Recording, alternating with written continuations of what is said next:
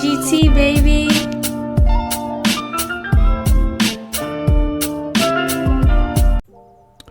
What's cracking, y'all? It's your boy Junior Mafia coming back to you with another video. So we got to talk about what happened on Monday Night Raw, and this was a solid show.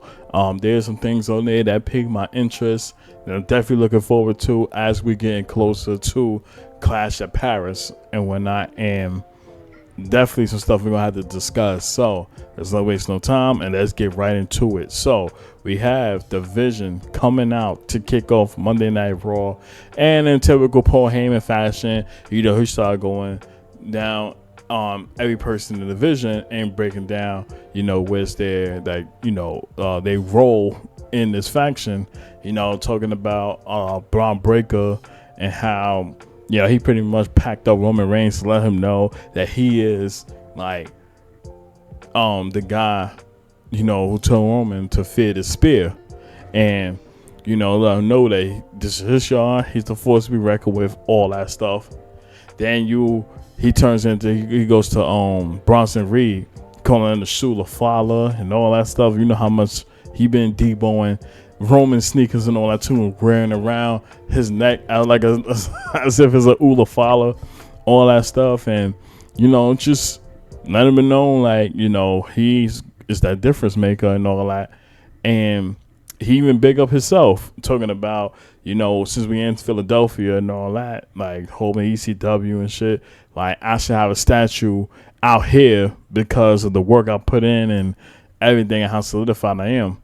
But if you did, I wouldn't give a damn. In typical Paul Heyman fashion, he always gonna have to make up himself, but also like throw it back to the fans, like I don't care. And of course, he also was aiming up Seth Rollins and stuff, like all that stuff. So as it's happening, and look, Seth's about to say something, J music hits, come out there. And, he turned up typical J fashion. So as he's talking and all that, he had the kids like yelling yeet, all that stuff. So I thought that was pretty good, and was telling Braun Breaker that, we supposed to have a match tonight, but we going to handle business and all that. Like, I'm going to pack you up and also put my attention on this fatal four-way at Clash of Paris for the World Heavyweight Championship and all. So, Paul Heyman, being a master manipulator like he is, gonna tell Braun Breaker, like, he pretty much telling you that he's gonna beat you, that you ain't worth anything, your family ain't worth anything, and all that stuff, and all this shit, and it was, it was getting to Braun Breaker a lot, and he have a short fuse, so he's ready to go at Jay. He said, no, don't do that. Save it for later. And when they supposed to have a match, but Paul Heyman says, you know what? Since we in Philly, how about we have a match here that is predicated towards ECW, meaning the Exchange Rules match. Then he started naming the greats, who elevated that match. He brings up the Sandman. He brings up New Jack. He brings up Rob Van Dam, Sabu. And then he proceeds to say the late, great Tommy Dreamer, and realize saying, oh, he's not dead yet. I wish he was. I'm like, nah, for him to throw a jab at him the way he did, I was like, that was left field. Nobody expected that. Hell, you even had Braun Breaker like, wait, he's still alive? Like confused by that. So I thought that was really crazy and all that stuff. But all in all, I said this was pretty damn good. To kick off the show, and of course it is gonna lead up to, what was gonna happen later on in the main event. So throughout the show, you also had Io Sky. She took on Raquel and whatnot in a one-on-one match, but some interference was gonna happen, and she even told Kairi Sane and Asuka, I got this. Like, I know y'all want to help, but it's fine. I don't need y'all out there. Let me handle my business. So as the match happening and all that stuff, and we get towards the end, you knew Roxanne Perez was going to interfere, and that's exactly what happened, was caused disqualification. And when you thought Kairi Sane and Asuka would come out to help her, Rhea Ripley came out there, and she came for the save and save EO and all that stuff. So once it was done, she went backstage, and you see Rhea Ripley and EO talking. She appreciated coming out. You see in the background a pissed off Asuka and Kairi Sane going there, and she's saying that, wait, I thought you said you didn't need any help, but now here comes Rhea, and now you're all cool with that. So as this whole thing going down, and you see Asuka and Rhea getting at it back and forth and stuff, and EO being the little crash out she is, had enough and all that, started talking in her language, and then stormed out of there. And Asuka telling Rhea, stay out of my business and all. So you see the seeds are planting. And I did say this months ago in one of my VCAT videos, that when Asuka comes back, there could be a potential feud between her and EO. But of course, Asuka's going to be heel. I definitely bring it up, and I feel like it's going in that direction. Slowly but surely, we're going to potentially get that. So I'm definitely looking forward to what's to come, in regards to them. Then we had Bayley, which in my case, she's channeling her inner Randy Orton, hearing voices in her head and all that, especially through her previous character changes and all that, and her self-doubting and all these other things. And we know in due time, we're gonna get a heel Bayley. And I always say heel Bayley is one of the best, when it comes down to promos. Her in-ring work speaks for itself, but the promos, chef kiss. So I definitely cannot wait for her heel turn down the line.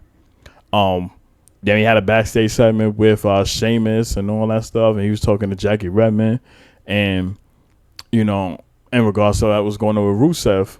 So after that, you see Rusev in the background looking for Sheamus, and you already know he was on crash out mode. So we had the brawl and all that stuff, what I was looking forward to. And Adam Pearce, he was there. He had enough. He's saying, you know what? We're going to settle this at Clash of Paris, so the match is official between the two. I don't know what took so long, but at least we got it. So I definitely can't wait for that, because I know they're going to deliver. Bar none. I know they're going to deliver. Then it was a backstage segment with LA Knight and CM Punk, and typical fashion, telling him to stay out of his way and all that stuff. And they're going to be part of the Fatal 4-Way match at Clash of Paris for the World Heavyweight Championship. So there's going to be some friction between the two. And even with before the main event, you see CM Punk and Jay had that interaction as well, saying that I know there's going to be some interference in your match and all that, so let me just come out there and help you. And Jay pretty much tell him, listen, I don't need your help. And then on top of that, also leading up to this Fatal 4-Way, I'm locked in right now. I don't need help. I could do this on my own type shit. And just letting Punk know, don't go out there. Let me handle this right here. And all that stuff. Even though Punk is trying to look out for Jay as usual, but you see Jay he just lays in focus, and he wants that World Heavyweight Championship back.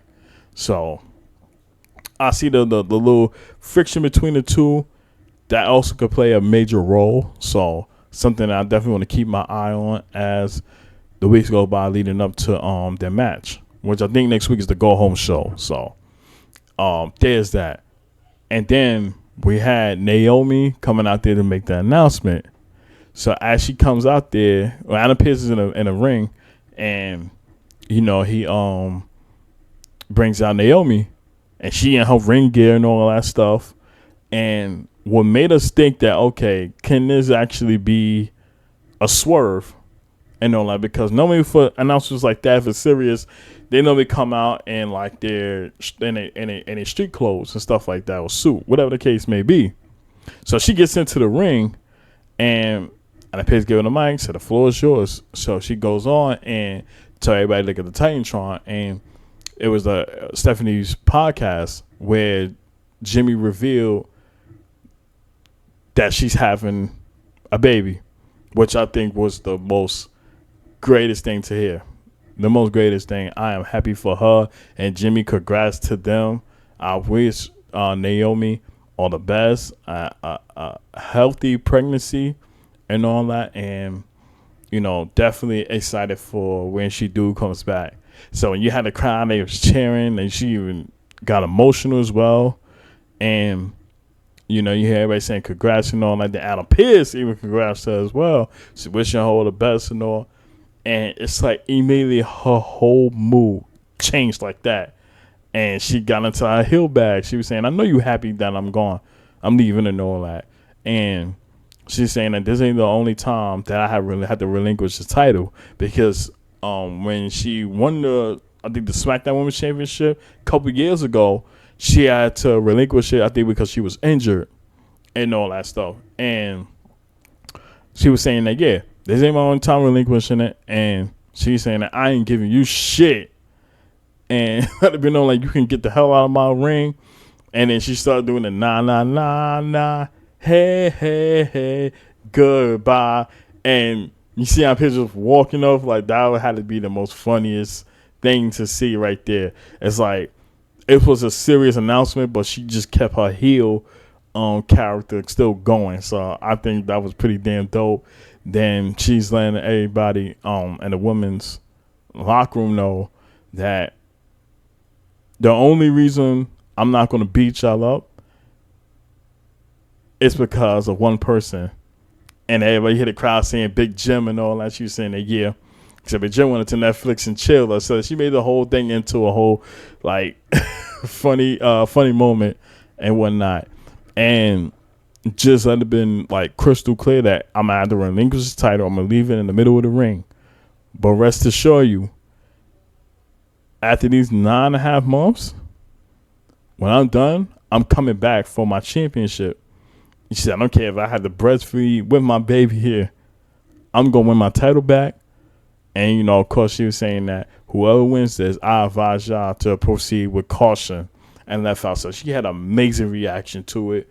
It was pretty damn cool.